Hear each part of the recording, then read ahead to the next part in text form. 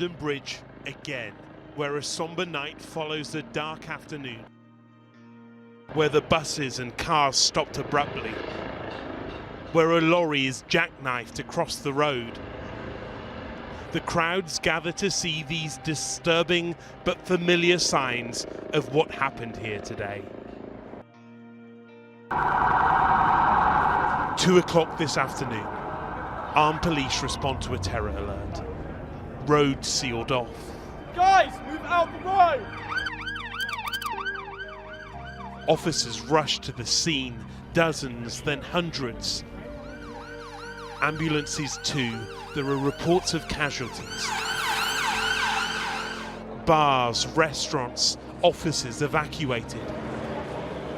There's panic and confusion. Was this happening again? Beyond the cordon, a small group had overpowered a man who'd used a knife to stab passers-by. Just before 2 o'clock, the panic starts. Passengers filming from a bus see armed officers pointing their weapons. There's a struggle on London Bridge, and 2 of the officers go forward. Beside the melee is a man standing with a knife which he's taken from the suspect. He runs with it as armed officers shout, "Get back!" They pull away a man who's wrestling with the suspect and then open fire. Oh my God!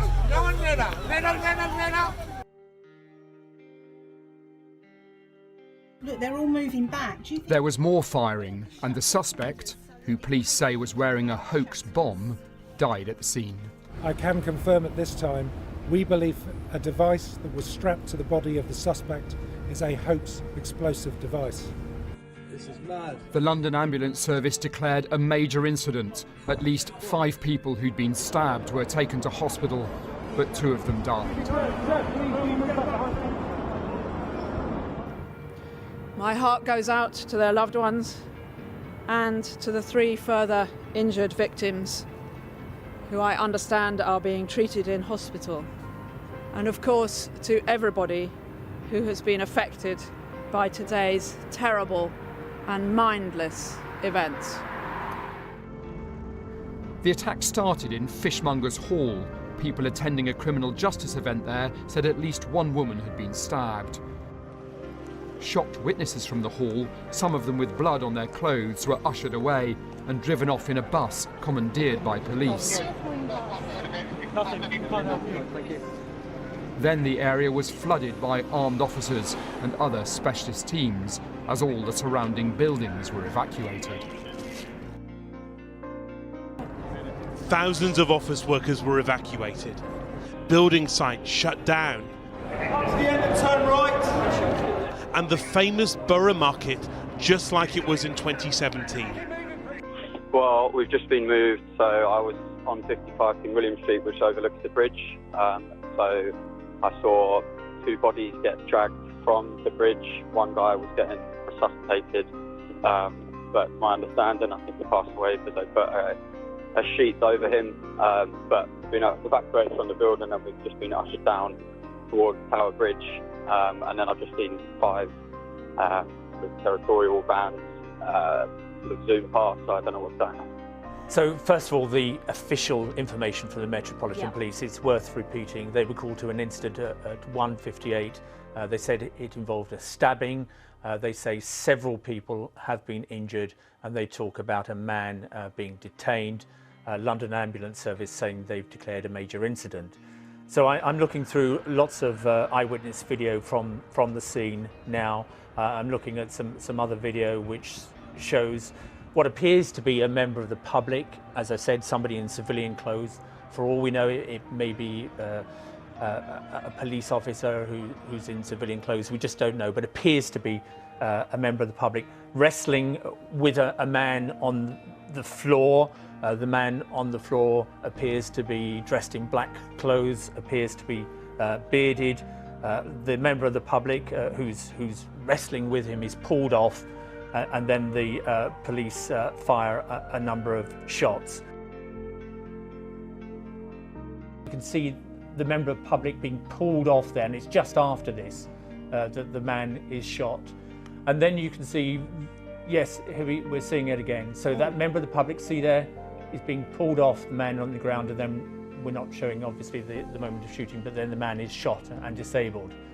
And after that, it's interesting that the armed police stand back some distance. They don't administer any first aid to the man on the ground. They're obviously concerned that there may be explosives on the man, there may be some further danger. This evening, with a good section of the city still closed off, the leaders of the two main parties were defiant.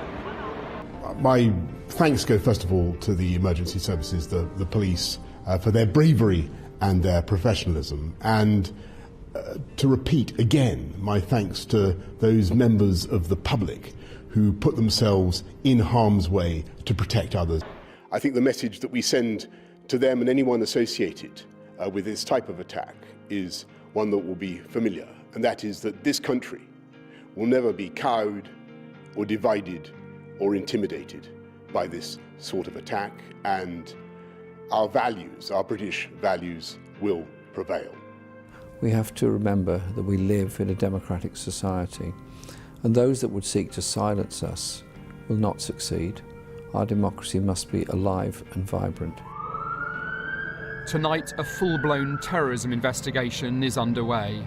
3.5 weeks ago, the threat level was lowered from severe to substantial. But today, the city was reliving the horrors of the London Bridge attack 2.5 years ago. And this is the scene at London Bridge tonight as police continue their investigations. 2 people died today and 3 others are still being treated in hospital. Tonight it's emerged that the attacker was a convicted terrorist released from prison.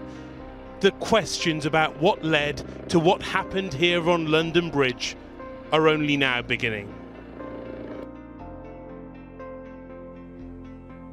Usman Khan, a 28-year-old man from Staffordshire, is the suspect behind yesterday's London Bridge knife attack. He was an Islamic terrorist. Convicted in 2012 and released on licence in 2018, Khan was known to the security services and believed to be wearing an electronic tag. He was wrestled to the ground by members of the public and then shot by specialist firearm officers.